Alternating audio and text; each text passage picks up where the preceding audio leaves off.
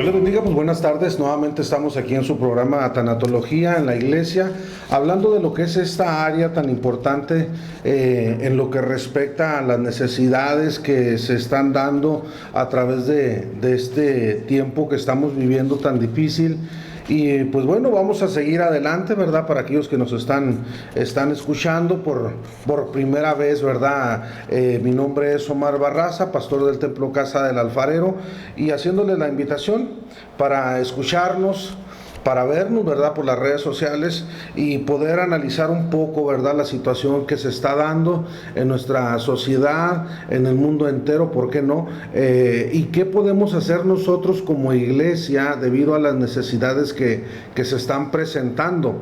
¿Y en qué nos ayuda la tanatología? Tal vez pensará o dará esa pregunta, ¿verdad? Surgirá esa duda. ¿Qué es la tanatología? ¿Qué es lo que... ¿para qué sirve o de qué nos ayudaría a nosotros como cristianos, a nosotros como congregantes de una iglesia? ¿Para qué nos ayuda esta área, ¿verdad?, de la tanatología? Bien, pues es un estudio que nos enseña la etimología de su palabra, nos habla de lo que es el estudio de la muerte.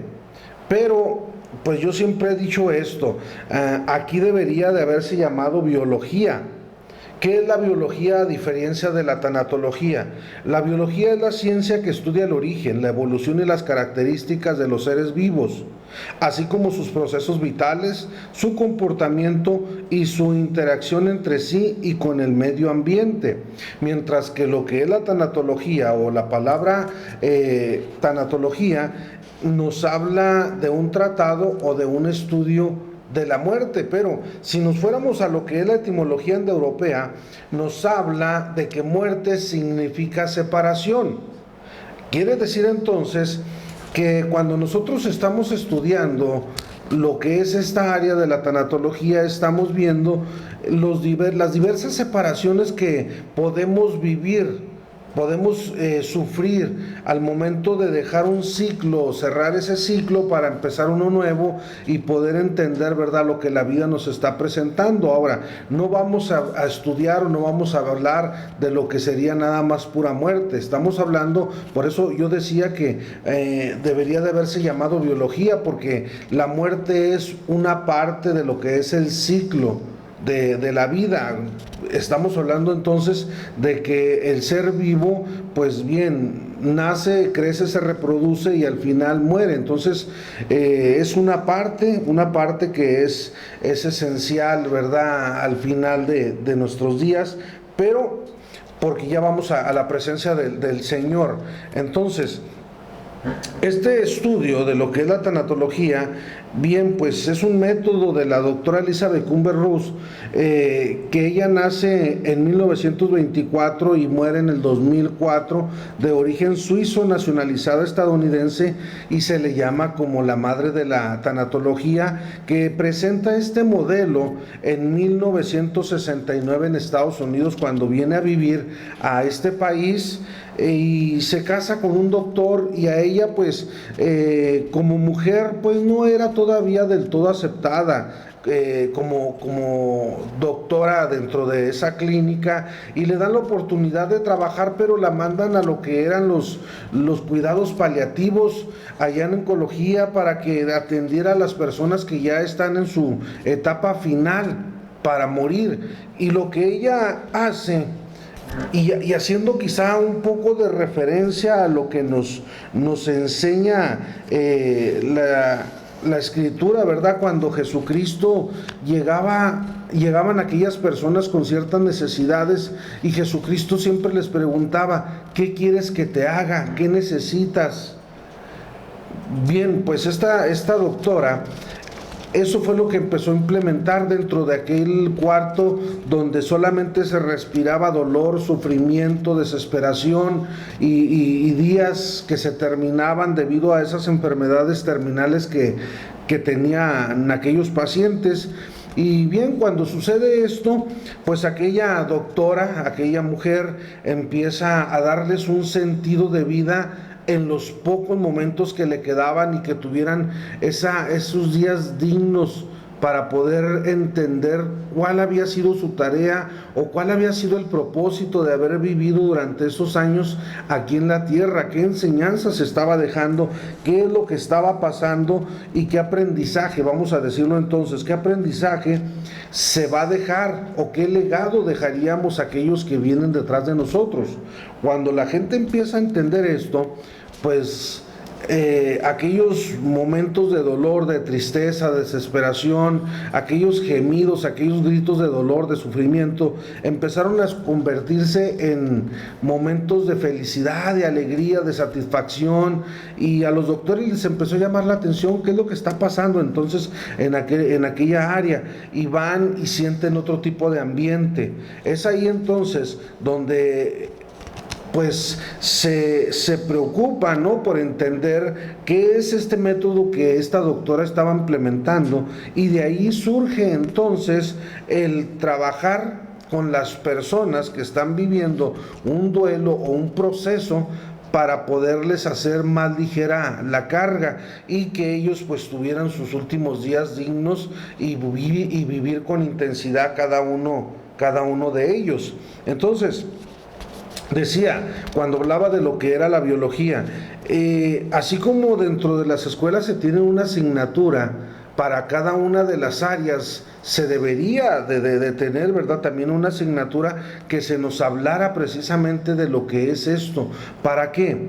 Para que cuando llegara el momento, desde niños, a su edad, a su comprensión, ¿verdad?, conforme a su intelecto o su coeficiente, ellos puedan entender, comprender lo que se les está hablando referente a lo que es una muerte o una pérdida significativa, que en sí la tanatología nos enseña de esto, ¿verdad?, a hablar de lo que son las muertes significativas. Y para un niño diríamos, pero ¿qué puede estar viviendo? ¿Qué puede estar sintiendo, verdad? El que puede en este momento estar llevando de dolor, pues si para un niño es pura felicidad, puro disfrutar, no. También para los niños hay momentos tristes, para ellos un momento desgarrador es incluso llegar a perder o extraviar uno de sus juguetes.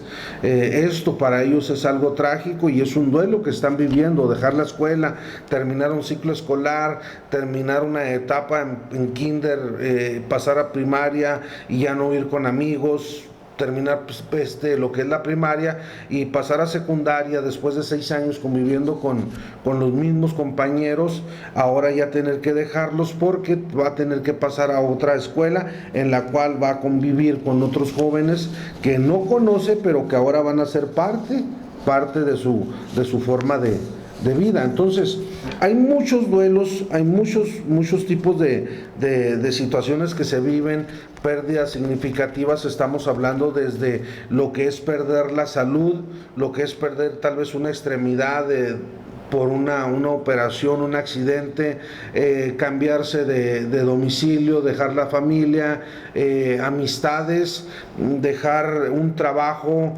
jubilarse o pensionarse. Tal vez estamos hablando de perder posesiones o alguna empresa o alguna compañía que se tuvo en su momento y debido a esta crisis que se está viviendo, pues tal vez se tuvo que cerrar, el romper, ¿verdad?, con un novio, una pareja, el llegar a un divorcio. Todo este tipo de situaciones son duelos que se viven, son pérdidas significativas. Hemos estado hablando durante semanas anteriores de lo que es un duelo gestacional o perinatal. Estuvimos hablando de lo que es el perder un hijo, lo que es el perder incluso una mascota, que para muchos dirían, pues, ¿para qué llorar por una mascota? ¿Para qué sufrir por una mascota habiendo tantos, verdad? Pero esa mascotita que tal vez tenían, pues era todo para esa persona. Entonces, aquí dentro de las preguntas que hemos estado viendo, que han surgido a través de estos días, hay una pregunta que viene, y esta pregunta es, bueno, ¿cuál es el peor de los duelos que puede vivir una persona? Miren, para empezar hay que entender esto. No hay un duelo del cual nosotros no podamos aprender, crecer después de aceptar este tipo de situación que vivimos, pero que nos va a traer un aprendizaje y que ahora nosotros vamos a poder incluso llevarlo a las personas que estén viviendo algo similar, algo parecido, pero debido a la experiencia que nosotros hemos tenido, pues bien, vamos a dar algo de lo que nosotros recibimos, o sea, dando de gracia lo que de gracia recibimos. Como iglesia, entonces, ¿cuál es la responsabilidad que hay? Hablamos, evangelizamos, predicamos, tocamos, cantamos, llevamos panderos, en fin, vamos a la escuela dominical, participamos en campañas, congresos, eventos, de todo, tratamos de hacer cualquier tipo de actividad que pueda ser de bendición para nuestra vida, pero es a lo que yo he hablado durante estas semanas o meses que ya tenemos aquí tratando lo de tanatología. Cuando alguien llega al templo con una necesidad moral, no solamente espiritual, no solamente material, sino con una necesidad moral, que siente que no tiene sentido o que no le encuentra sentido a la vida y que ya no haya qué hacer con ello. Y por más que le hablemos y le digamos versículos bíblicos, que lo llevemos al altar, que le quieramos mostrar, ¿verdad?, lo que la Biblia dice, lo que Jesús nos enseña, no lo entiende. ¿Por qué? Porque decíamos que dentro de las etapas del duelo, una de ellas, que es una tal vez de las difíciles, creo que todas son, pero marcarlo así ahorita, lo que es esa etapa de la ira.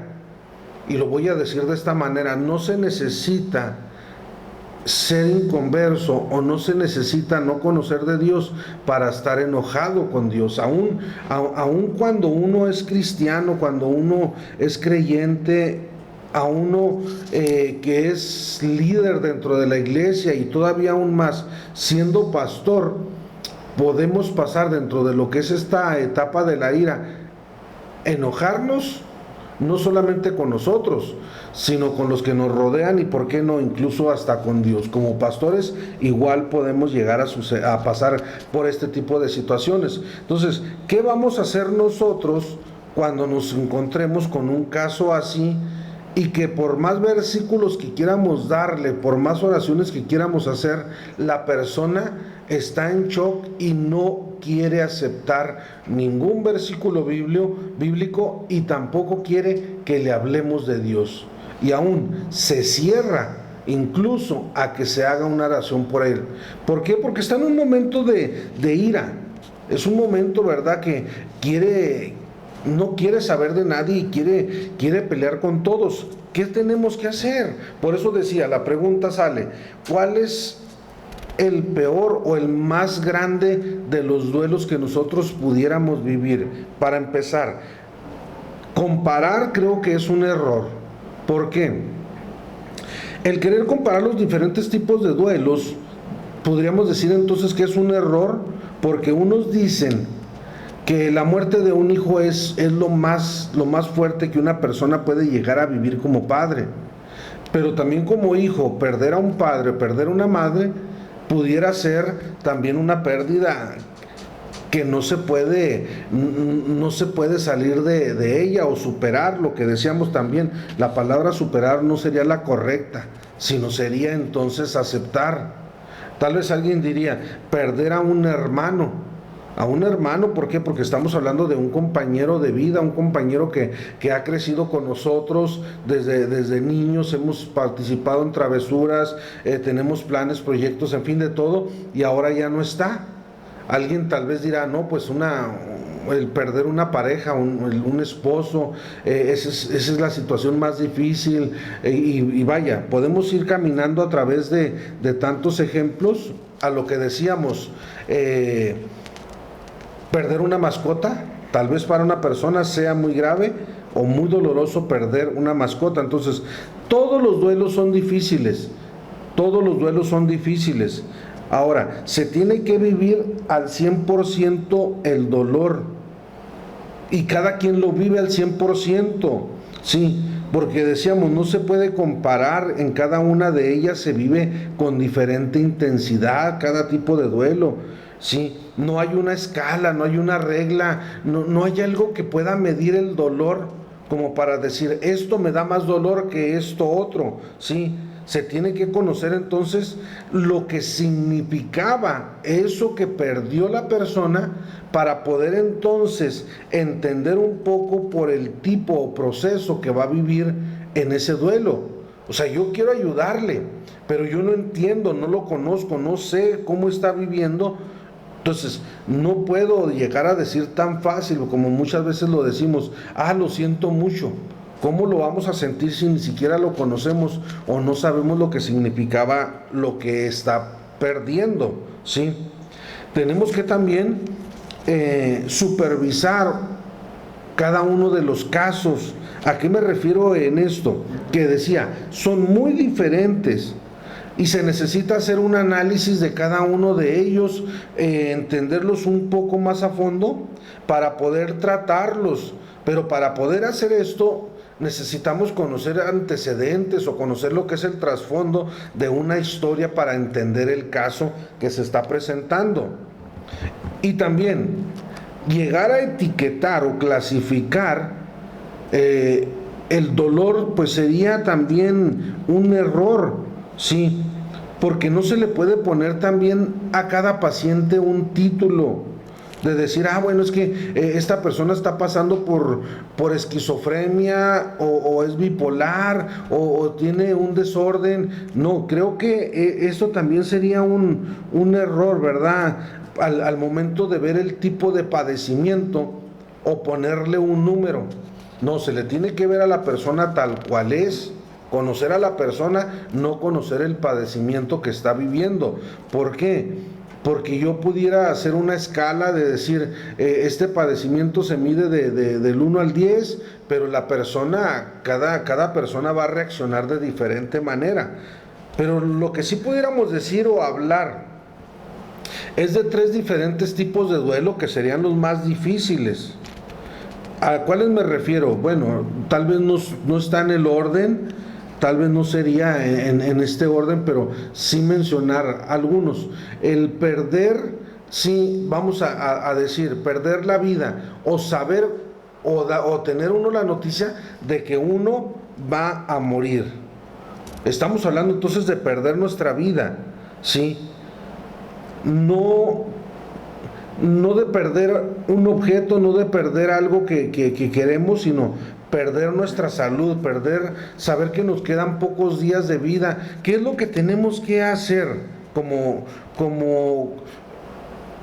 cristianos? Dijéramos, si nosotros dentro de la iglesia tuviéramos una área, así como la tenemos de la infantil, la juvenil, la varonil, la femenil, la huelil, bueno, entonces tenemos diferentes áreas que atender dentro de la iglesia, pero si dijéramos, tenemos nosotros una área que se encarga de unos cuidados paliativos espirituales para que pudiera encajar dentro de la iglesia. ¿Qué tenemos que hacer? ¿O qué pudiéramos hacer con una persona que está en días o que ya recibió la noticia que le quedan días de vida, tal vez semanas, tal vez meses, tal vez no se sabe cuándo, pero que ya tiene la noticia de que va a morir? Que ellos tengan unos días o unos momentos dignos como ser humano, como persona, como cristiano, de que puedan vivir con intensidad sus mejores días de vida, que puedan con satisfacción despedirse, ¿verdad?, de sus seres queridos, de sus amistades, ¿sí? Ahora, aquí tenemos que entender algo muy claro. Cuando una persona llega a esta etapa, son muy pocas las ganas que se tienen de hablar, como que llega uno ese tipo de encierro, se la pasan todo el día haciéndose una retrospectiva para ver qué se hizo bien, qué se hizo mal, sacando culpas, o haciendo juicios, ¿verdad?, de sus errores, pensando qué se pudo hacer y no se hizo. No, yo creo que aquí tenemos que entenderlo, sí, para que en ese resumen que están haciendo en su vida, nosotros, lejos de criticarlos o ayudarles a hacer ese juicio, ayudemos de verdad a pasar esos días, ¿verdad?, lo mejor posible. La semana pasada hablábamos de lo que era la muerte de un hijo. Sí, y pues aquí, ¿verdad? Este tipo de duelo, decíamos, rompe con los esquemas y decimos que este duelo o esta pérdida es antinatura. ¿Por qué? Porque creemos que hay una ley o debería de haber una ley que nos hable o que nos enseñe que primeramente son los padres los que deben de morir y después los hijos. Pero en la Biblia, en los 66 libros, quisiera yo encontrar un versículo que me diga que así tiene que ser, que me diga exactamente que primero mueren los abuelos, luego los padres y después los hijos. Pero buscando no he encontrado una parte que a mí me diga o me enseñe que así es, que yo tengo que enterrar a mis abuelos, a mis padres para poder entonces yo partir. Aquí no hay una regla, o sea, no es una ley. Y la muerte independientemente llega, sí, a la edad que sea, y de diferentes maneras. Me puedo yo cuidar, puedo hacer todo lo posible para que no me suceda nada. Ahorita en la pandemia me puedo yo encerrar y poner todas las vacunas posibles y sanatizar ahí el lugar. Y bueno, puedo hacer tantas cosas y aún así hay personas que han muerto. Y es donde decimos, ¿qué faltó? ¿Qué pasó? ¿Qué sucedió? ¿Dónde quedó Dios? Y es por eso que digo yo, hay personas que llegan a pasar por este tipo de duelo y se preguntan, entonces, ¿de qué sirvió dejar de congregarme? ¿De qué sirvió estar en la casa, estar viendo las predicaciones por transmisiones en vivo, en fin, tantas cosas? ¿De qué sirvió si al final en casa murió? Mejor si hubiera pasado esos últimos días y asistiendo a los servicios y al fin pues iba a morir. Ahora, ¿por qué es Dios tan injusto con una persona que le quiso servir y muere? Yo recuerdo simplemente el año pasado cuántos pastores fueron los que murieron. Y uno pudiera decir, bueno, ¿por qué un pastor que le sirve a Dios, por qué tuvo que morir? ¿Sí? Si era una persona entregada a Dios, entonces, ¿cómo puede decir un padre, ¿por qué mi hijo tuvo que morir? Sea un accidente, sea en un asalto, sea una enfermedad, sea en una operación que vaya que se le estaba haciendo y hubo complicaciones, o de repente no se sabe cómo fue, pero el hijo ya no está y ese padre, ¿verdad? Pues se siente con ese dolor. Y pudiéramos así señalar diferentes tipos de duelos, pero uno de los que a mí sí se me hacen un poco más difíciles de pasar es el de un secuestro. ¿Por qué el de un secuestro? Porque aquí podemos entonces ver directamente lo que es la maldad de un humano sobre otra persona. Aquí podemos ver representada la maldad en el corazón de un hombre. ¿Cómo es que puede un corazón endurecerse tanto? Puede haber tanta maldad en él como para poder agarrar a otra persona, a un prójimo, como moneda de cambio para sacar ventaja de lo que él quiere. O sea, estamos hablando de negociar con una familia que está viviendo la angustia, la desesperación, el dolor de no saber qué está sucediendo con su hijo, con su padre, su madre, su ser querido, en fin, no saber qué está sucediendo, si lo va a volver a ver, si va a tener que pagar esa cantidad que le están diciendo, pero al final de cuentas, de todos modos, lo van a matar, o van a tener que ir a recoger un cuerpo si es que lo dejan. Entonces, ¿cómo una persona, verdad, puede llegar a tener tanta maldad en su corazón como para dañar o lastimar a otra persona? Por dinero quitarle la paz. O sea, no solamente le está quitando un dinero, no solamente le está quitando un ser querido, le está quitando la paz, la tranquilidad, la seguridad, los sueños de seguir viviendo, el deseo de salir, de renovar sus actividades, de caminar por la calle y voltear a todos lados, sentir una paranoia, en fin, es algo difícil, sí, es algo difícil que una persona pudiera pudiera estar viviendo, pero bueno, ya en otra oportunidad tal vez tengamos más tiempo y pudiéramos hablar algo de lo que es el secuestro o el duelo por secuestro. Vamos a tratar, ¿verdad?, de esas preguntas, ¿verdad?, que surgieron en cuanto a lo que es el duelo por una madre o qué está pasando, ¿verdad?, con una persona que está viviendo el duelo porque ha muerto su mamá. ¿Qué quiere decir esto?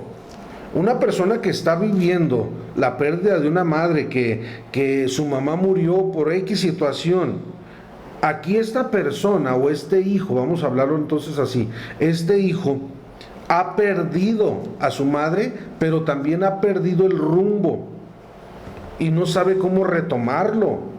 Cuando ya no está esa persona en la que confiaba, con la que platicaba, con la que la aconsejaba, aquella persona que la alentaba, que le ayudaba a seguir adelante en sus metas y objetivos, ¿sí?, a pelear la batalla, vaya, dándole el triunfo. Antes de pelear la batalla, pues claro, era su hijo, era su hija, ¿verdad? ¿Quién no va a querer lo mejor para un hijo? Pues bueno, esa mujer que antes estaba ahí lista para guerrear con su hijo, ahora ya no está. ¿Qué podemos hacer entonces ahora?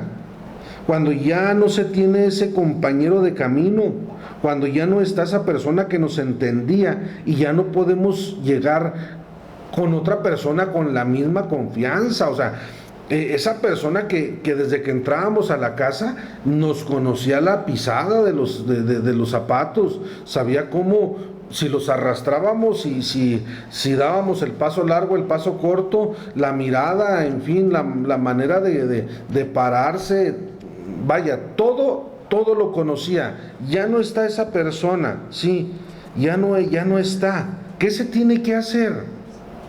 Bien, lo primero, pedir ayuda. No todo lo podemos hacer solos. Si antes lo teníamos a ella, ¿verdad?, que era la que nos ayudaba y estaba al tanto, bueno, necesitamos pedir ayuda. Pero para eso es necesario nosotros tener o buscar a las personas indicadas que sean las que nos van a ayudar a caminar. Personas que estén capacitadas. Por eso decíamos, un tanatólogo, una persona que quiera trabajar esta disciplina, tiene que entender lo que deseamos ahorita, lo que mencionábamos ahorita. Tiene que hacer una supervisión de casos, hacer un análisis detenidamente de cada uno para poder comprender hasta dónde llegaba a tener un lugar o qué lugar ocupaba esa madre para ahora ese hijo que quedó huérfano. Y poder entonces hacer una diferencia de que era un amor, sí, que había entre ellos, no era una codependencia. Es que ahora el hijo no va a poder hacer nada porque no está la mamá. Es que ahora el hijo ya no va a seguir adelante porque ya no tiene quien le ayude. No. Aquí lo que tenemos que hacer es pedir ayuda, decía, elaborar el duelo. Y para ello, pues, ¿cómo le hacemos? Miren, ahorita ya en la actualidad hay mucho material, hay libros, hay manuales. Yo elaboré un manual, ¿verdad?, precisamente para trabajar lo que es esta área de la tanatología, en la cual pues se explica y se dan, ¿verdad?, de alguna manera las formas, cómo poder salir adelante de este tipo de situaciones. ¿Por qué? Porque tenemos que reactivarnos. Al decir yo reactivarnos, es que muchos dejan de comer, dejan de dormir, de salir de paseo. ¿Y por qué? Porque ya no está la mamá, y la mamá era la que se encargaba de todo eso. No, ahora tenemos que salir. Amábamos a la mamá, sí, ya no está, ya no.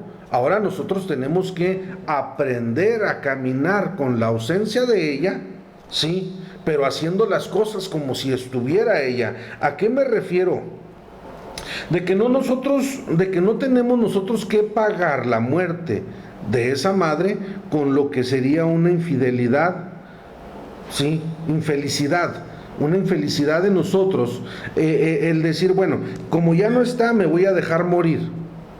No, mi felicidad sí estaba de cierta manera en ella, pero yo voy a aprender a honrar la memoria de ella. ¿Por qué? Porque voy a hacer las cosas que a ella le gustaría que yo hiciera, que a ella le gustaría que yo practicara, que siguiera con los propósitos, metas, planes, proyectos, ¿sí?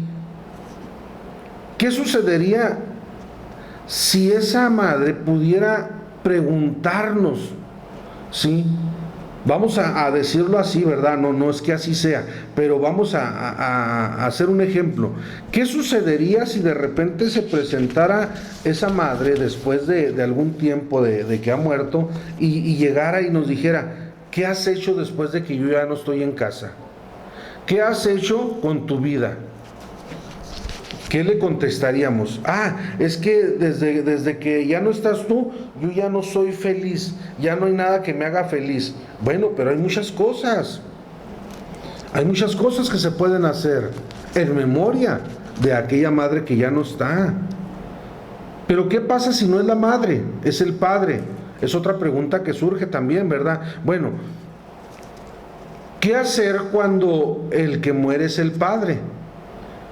¿Cómo enfrentar este tipo de duelo? Ahora, quiero que entendamos esto, y esto afecta más a las mujeres que a los hombres cuando muere un padre.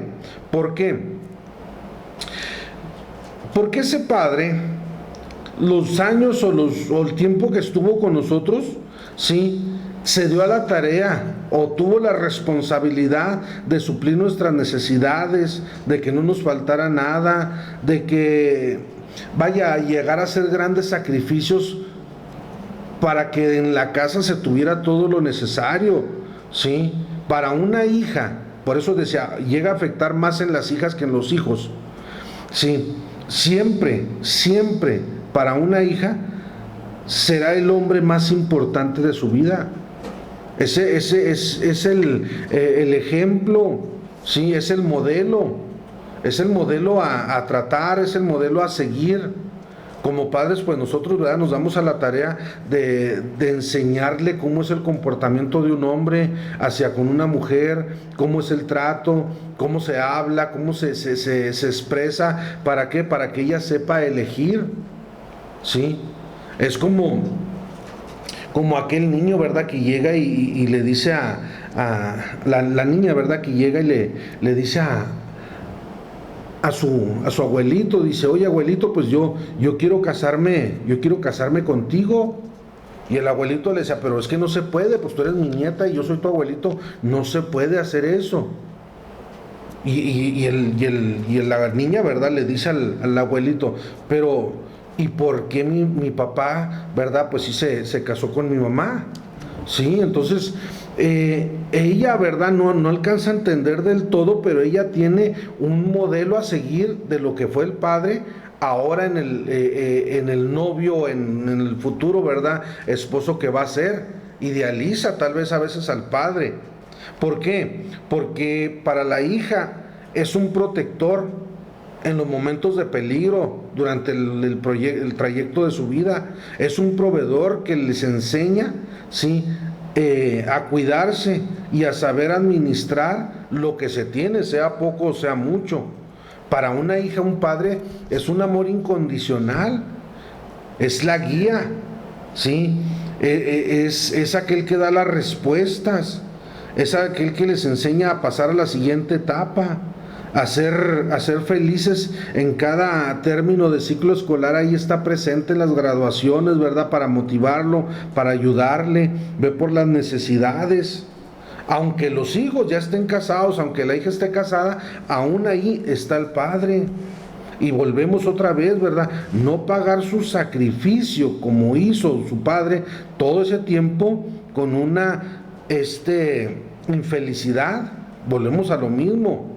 No es justo que después de la muerte de un padre que siempre vivió luchando por hacer felices a sus hijos, ahora nosotros echemos abajo todo lo que él construyó con tanto esfuerzo, ¿sí?, al no tener o no comprender o no darle el sentido a la vida después de todo lo que él hizo por nosotros. ¿Cómo honrar su memoria entonces? Recordando cada uno de aquellos ejemplos, de aquellas enseñanzas, ¿sí? De lo que le costó a él como padre, ¿verdad? Ese sacrificio para que nosotros fuéramos mejores hijos, mejores ciudadanos, mejores cristianos. ¿Qué tenemos que hacer?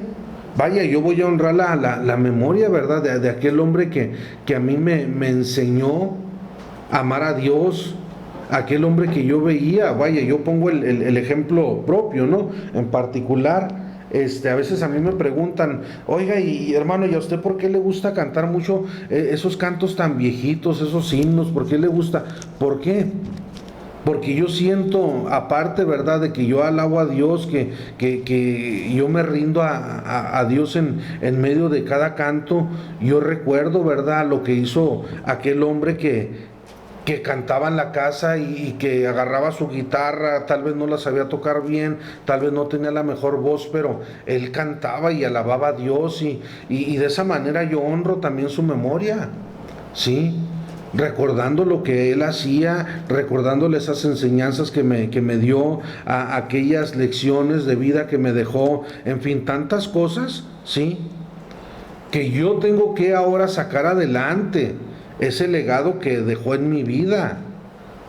Yo tengo que sacar adelante como hijo un apellido del que me dejó marcado, y que yo debo de sentirme orgulloso porque a él le costó, sí, llevar a cabo un testimonio limpio, sincero, íntegro, y que fuera aceptado por la comunidad, que fuera aceptado en la iglesia como un buen cristiano, y que ahora que yo quedo y que me deja ese apellido, yo tengo que sacarlo adelante, tengo que perseverar, tengo que salir al frente, ¿verdad? Batallando, luchando, perseverando.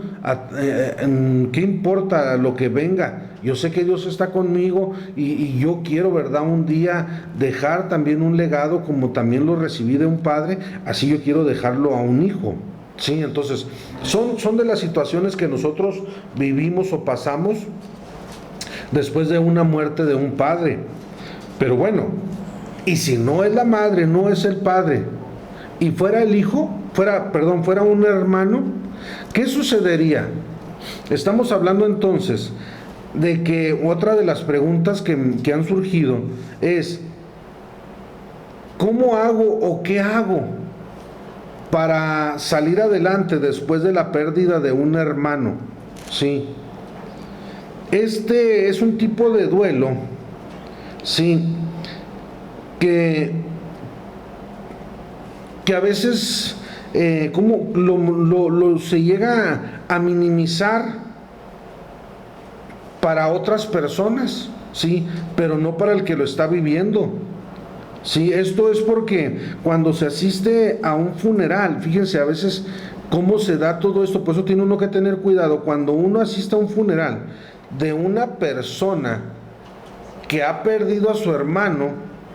Aquí muchos llegan a darle el pésame, o con el primero que van son con los padres, no con el hermano. Pareciera ser que nomás los papás están viviendo la pérdida de ese hijo, no los hermanos de un hermano, que pudiera ser el hermano mayor o pudiera ser el hermano menor. Ahora, para este hermano que ha perdido a ese compañero de vida, todo va a cambiar en su entorno. ¿Por qué? Porque al perder el hermano, pareciera ser que se murió, se perdió, sí, el punto central de la familia. Y solo se habla como si fuera la pérdida del mejor de los hijos, del más querido, del más cariñoso, y aún siendo verdad que ya no vivía en casa o que ya él era independiente, aún así, como si fuera algo, el punto central, sí, de esa familia, sí. Y si es el hermano mayor, pues se terminó el protector, aquel que cuidaba al menor. O sea que el hermano que perdió a su hermano, pareciera ser que no tiene la misma relevancia, porque repito, todos se van buscando a los padres, no al hermano. no se preguntan o no preguntan qué es lo que está sintiendo o está viviendo el hermano. El recordar la relación de hermanos, siempre se viven diferentes situaciones, tanto momentos alegres, días de diversiones, días tristes, de estar juntos en la escuela, sentarse en la misma mesa, compartir a veces la misma ropa, ¿sí? Estar de acuerdo o no de acuerdo en diferentes situaciones, estar, ¿verdad?, en momentos difíciles como bonitos, agradables y tristes. Vaya, siempre habrá ese momento, ¿verdad?, para recordar esos momentos. También, ¿verdad?, llegarán esos sentimientos de culpa, en los cuales se sentirá un sentimiento de culpa por cada una de las discusiones que se dieron en su momento, las desavenencias, momentos tristes, sí, pero en cada una de esas situaciones que se viven o que se pasan, ¿verdad?, se recordará a esa persona que ya no está, sí. ¿Qué necesitamos hacer o qué podemos hacer cuando ya no hay esa tranquilidad o ya no se siente uno, ¿verdad?, porque falta esa persona con la que caminamos? Decimos entonces que el perder precisamente a ese hermano, ¿verdad?, pues es algo que es difícil también para un hermano que ya no está. Pero bueno, decíamos la semana pasada, lo que es la muerte de un hijo, el duelo por la muerte de un hijo. Estamos hablando entonces de una pérdida, sí, que se tiene que trabajar de una manera diferente. Cuando traemos al hijo al mundo, decimos que lo traemos porque queremos que sea feliz, que tenga todo, ¿verdad? Y estamos dispuestos a hacer todo por ellos, sí, porque sería aquel que siga, ¿verdad?, nuestro legado. Se le da un nombre, ¿sí? Pero ¿qué pasa cuando quien muere es la esposa? Decíamos, pues se habla de un viudo. Cuando muere un padre se habla de un huérfano. Cuando se pierde el trabajo se habla de un jubilado. Cuando se pierde de una extremidad, pues estaría mencionando un discapacitado. Pero cuando muere un hijo, ¿qué palabra o qué título se le da? ¿Sí? Y bien, es difícil, ¿verdad? Cuando nosotros llegamos a pasar por este tipo de situación, ¿por qué? Porque un padre está dispuesto, decíamos, a todo, ¿sí? A todo, a que él sea feliz, ¿sí? A pesar de los sacrificios o sufrimientos que un padre pueda tener. ¿Qué es lo que nosotros si decimos que queremos darle todo y queremos hacer lo mejor para él? Pues creo que lo mejor de nosotros es la actitud. Desde que son niños, ¿verdad?, darle las armas necesarias, enseñarles el camino de Dios, conocer, aprender y amar a Dios, sí, que ellos conozcan el camino a la iglesia, ¿verdad?, que ellos se desarrollen en el conocimiento, que un día puedan llevar a cabo un ministerio y poder salir adelante y lograr como flechas, ¿verdad?, aquel guerrero a donde el padre no pudo llegar, que el hijo pueda trascender, ¿sí? Y cuando estamos hablando de trascender, precisamente es cuando nosotros hemos buscado esas redes de apoyo para poder salir adelante. Ahora se necesitará, ¿verdad?, la ayuda de otra persona para poder tal vez expresar, decir, comentar y hablar lo que se está viviendo. Entenderse, ¿verdad?, como personas, ¿verdad?, que van caminando juntos, y no sentirse criticados, no sentirse juzgados. Como padres, ¿verdad?, a veces lo que primero se nos vienen pues son sentimientos de culpa. ¿Qué no hice? ¿Qué hice mal? ¿Qué me faltó por hacer? Cuando nosotros debemos hay algo a lo que se le menciona o se le conoce como el deber cumplido. ¿Y a qué nos referimos cuando hablamos de un deber cumplido? Yo sentir como padre que hice lo mejor, que en mis manos o en mis posibilidades estuvo todo porque ese hijo fuera feliz, porque para eso creo que vino al mundo, para ser feliz en un hogar, tener una familia, tener un ambiente, ¿verdad? En el cual se pueda desarrollar, crecer, aprender, desarrollarse, ¿verdad? Y decía, ¿por qué no llevar a cabo hasta un ministerio? Y si ese hijo, volvemos al ejemplo, ¿verdad? No que así sea, o no quiero que se dé ese malentendido, pero ¿qué pasaría si ese hijo nos preguntara después de tiempo, que ya ha muerto, ¿verdad? Si nos preguntara, o hubiese esa posibilidad de preguntarnos ese hijo, ¿qué hemos hecho después de que él ya no está? Algunos diríamos que nos la hemos pasado llorando, con un dolor, con un sufrimiento, que nos hemos olvidado de todo, nos caímos en una depresión, estamos listos también para morir cuando ya no terminamos, ¿verdad? Lo que el hijo emprendió. Ahora, quiero mencionar esto. Muchas de las instituciones o muchas ¿cómo se le llama? Agrupaciones o asociaciones civiles o fundaciones, vaya, han desarrollado tantas tareas y han crecido y han ayudado a tanta gente, solamente recordando, y deseamos hace unas semanas, recordando a una mascota, y así le ponen a la fundación, ¿verdad? Fundación Solovino, y bueno, como esa mascota o ese perrito llegó a la casa solo, pues vamos ahora a recoger nosotros, ¿verdad? Ya no está él, pero a nombre de él, recordando esa mascota, vamos a nosotros ahora a dedicarnos a buscar perritos que anden en la calle, ayudarlos, cuidarlos, atenderlos. Y si es capaz el hombre o la mujer o las personas de hacer eso a nombre de un animalito, ¿por qué no hacerlo a nombre de una persona? Quiero que mi hijo siga viviendo en un recuerdo, que no se pierda, que no se abandone ese recuerdo de mi hijo que murió. ¿Cómo le puedo hacer? Vaya, yo quiero que siga viviendo mi hijo. ¿Cómo le puedo? Un ejemplo y algo muy fácil que yo pudiera hacer como padre. ¿Por qué no voy a una escuela que tiene necesidades y hago una beca a nombre de ese hijo? Y tal vez no voy a dar una beca al 100% porque tal vez no tengo las posibilidades, pero sí ayudar con un 20, 25, 30, no sé, por ciento, alguno o 2 o 3 alumnos, no sé, a nombre de él.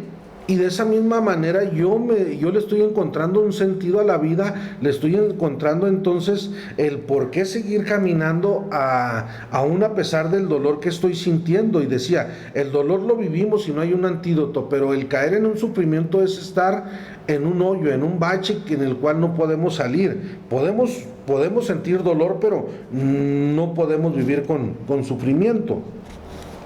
Pero bien, seguimos, pero el tiempo se nos va. Seguimos. Si no fuera un hijo, y la pregunta entonces es, ¿y si en lugar de ser un hijo fuera un abuelo? ¿Cómo paso yo el duelo de un abuelo? ¿Qué es un abuelo entonces? Los abuelos decimos que el abuelo es la persona que se dedica a hacer feliz a un niño, a un nieto, ¿verdad? Consentir, apapachar, no a educar. La educación es tarea de los padres, no de los abuelos. Ellos ya cumplieron con sus padres, ahora los nietos son para disfrutarlos.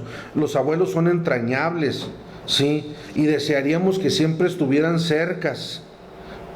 Pero eso es algo difícil, ¿verdad? ¿Por qué? Porque ya tal vez nos tocó tener abuelos ya grandes de edad, ya tal vez a ellos ya no les tocó mucho tiempo poder convivir con nosotros, y bueno, pues ya nos tocaron sus últimos años, igual que los padres, ¿verdad? Y de aquí surge a veces esa pregunta que dicen, ¿a quién se quiere más? ¿A un hijo o a un nieto? A veces nos la pasamos discutiendo, ¿verdad? Días enteros. ¿A quién se quiere más? ¿A un hijo o a un nieto? La respuesta la acabo de dar. El hijo es para educar, al nieto es para disfrutar. Yo ya pasé mis años como padre, yo ya los pasé trabajando, esforzándome con estrés, buscando, ¿verdad?, el sustento, y a veces tenía que trabajar 2 turnos, tiempo extra, tenía que estudiar y trabajar, tenía que desvelarme, vaya, tenía que hacer tantas cosas que no tenía a veces tiempo ni siquiera para estar en las graduaciones. Algo tan importante que pudiera ser para un hijo, ¿verdad?, estar en una graduación. No tuve el tiempo porque o trabajaba o pagaba la colegiatura o pagaba la graduación. ¿Qué hago? En el trabajo no me dan permiso. Pero como abuelo ya no está esa preocupación. Ahora yo ya tengo la oportunidad de disfrutar. Sí, ahora yo ya puedo disfrutar de ese nieto. Y decimos, entonces amamos más al nieto que al hijo. Creo que amamos. Y si habláramos de amor y si nos fuéramos al griego, pudiéramos mencionar 4 tipos de amores, ¿verdad? Y cada uno nos hablaría de diferente concepto. Y si nos vamos aún más al griego, pues encontraríamos hasta incluso 10 tipos de amores. Así que es un amor diferente. Es amor, sí, pero sería un amor diferente de padre a abuelo. ¿Por qué? Porque ya es otra etapa, ¿sí? Como padres nosotros al perder ahora el abuelo, ¿qué es lo que tenemos que hacer con ese nieto? Que ya no va a tener ese abuelo que lo llevaba a pasear, que le compraba, que lo cargaba, jugaba, vaya, hasta de caballito servía el abuelo para pasear, la abuelita le consentía en todo, le preparaba los postres, le hacía lo que él quería, en fin, ya no está. Ahora quedaron los padres, pues los padres ahora tienen la tarea, ¿verdad?, de recordar a ese abuelo como lo que fue, que no se quede en el olvido, porque muchas veces, y más en nuestra cultura, se nos pregunta quién fue nuestro abuelo, cómo se llamó, y a veces ya ni de eso nos acordamos. Ya no sabemos de quién era. ¿Por qué? Porque nosotros como padres no nos hemos dado a la tarea de seguir perpetuando, ¿verdad?, ese ejemplo o ese legado que dejó ese abuelo. Pasan los años y se acabó. Cuando nosotros, ¿verdad?, deberíamos de recordar, vaya, como padres conocimos a nuestros padres, ahora sí a los abuelos, como niños, que esas vivencias o esas vicisitudes o esas anécdotas, ¿verdad?, tal vez hasta chistosas que pudieran ser, que vivimos con nuestros padres, para nuestros hijos pudieran ser algo, vaya, un tesoro para ellos, poder tener un recuerdo del abuelo o de la abuela, ¿sí? Ellos tienen que aprender a recordarlos, ellos tienen que saber, ¿verdad?, cuál fue la raíz de ese árbol genealógico del cual nosotros venimos caminando. Y los nietos también tienen derecho a estar dentro de lo que es una realidad. ¿A qué me refiero? Que si el abuelo está viviendo una enfermedad terminal, que está ya en sus últimas etapas de vida, ellos tienen que saber, entender, comprender lo que está sucediendo, ¿sí? ¿Por qué? Porque va a llegar el momento cuando él muere, ¿y qué va a pasar? ¿De qué manera va a enfrentar la situación? ¿Sí? Miren, a ellos hay que hablarles con la realidad y con la verdad. Claro, conforme, decíamos, a su intelecto, conforme a su capacidad de razonamiento, para que cuando ellos estén en un funeral puedan entender como niños qué es lo que está sucediendo. Se imagina que yo llegue y le diga al nieto, oye, pues ya murió la abuelita, la cremaron. ¿Cómo la cremaron? ¿Qué es eso? ¿Llenarla de crema o de qué? ¿De qué me estás hablando? ¿Cómo está eso? Y a veces nos vamos con ese tipo de conceptos o enseñanzas y se nos quedan grabadas como niños, porque nunca nos explicaron, ¿verdad?, qué es un féretro, qué es embalsamarlo, qué es cremarlo, por qué se tiene que enterrar, por qué se ponen flores, por qué se hacen ciertas actividades, pudiéramos decirlo, ¿no?, o tradiciones que se vienen trayendo, ¿verdad?, en la familia en cuanto a lo que es un rito funerario. Y a veces el niño llega a pensar y decir, bueno, pues aquí nos trajeron aquí a la casa, o a quién venimos a ver en esa caja, es Drácula quien va a salir, o por qué venimos a estar aquí, ¿verdad? ¿Quién es? Cuando el niño ya creo que tiene la edad suficiente, ¿verdad?, para entender lo que está sucediendo, ¿sí? Entonces vamos a a ir respondiendo cada una de las preguntas.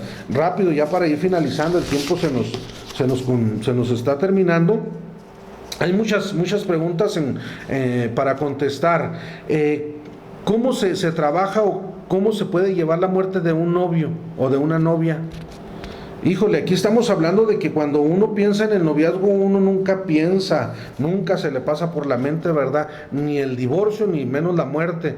Y aquí no solamente se está perdiendo a una novia, a un novio, sino se está perdiendo un proyecto de vida, se están perdiendo planes, se están perdiendo objetivos, proyectos a corto, mediano, largo plazo, no sé. Son tantas cosas que se tenían en plática, son tantas cosas que se pudieron haber realizado y de momento se puede llegar a dar la muerte o la pérdida, sí, tal vez por un accidente, tal vez una enfermedad, tal vez negligencia médica, en un asalto, tal vez se contagió de este virus el día de hoy, en fin, no solamente se está yendo o a enterrar un novio, a una novia, a ese compañero, se están enterrando tantas cosas, tantos planes y se acaba la felicidad, pareciera ser, ¿verdad? Y lo mismo, volvemos a recordar u honrar la memoria de esa persona, de ese novio. ¿Qué es lo que el novio quería? A mí me llamó la atención un día en una boda, me llamó la atención cuando